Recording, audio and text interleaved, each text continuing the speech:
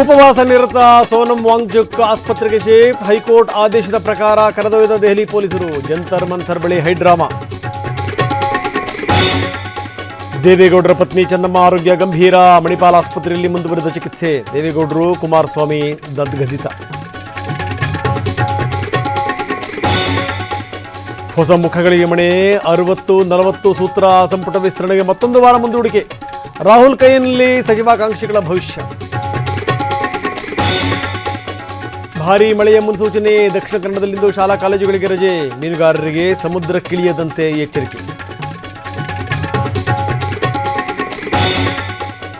Township ವಿರುದ್ಧ BJP ಸಮರ. ಬಿಡದಿ ಪಾದಯಾತ್ರೆಗೆ ವಿಜಯೇಂದ್ರ ನಿರ್ಧಾರ.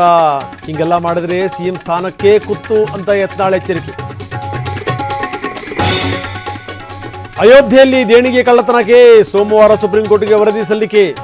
ಶುದ್ಧೀಕರಣ ಕಾರ್ಯ ಆರಂಭ. ಬೆಂಗಳೂರು ಪೊಲೀಸರ ಮಿಡ್ ನೈಟ್ ಆಪರೇಷನ್. 150ಕ್ಕೂ ಹೆಚ್ಚು ರೌಡಿಗಳ ಮನೆಯಲ್ಲಿ ಸರ್ಚಿಂಗ್. ದಾಖಲೆ ಇಲ್ಲದ 13 ವಾಹನಗಳ ಜಪ್ತಿ.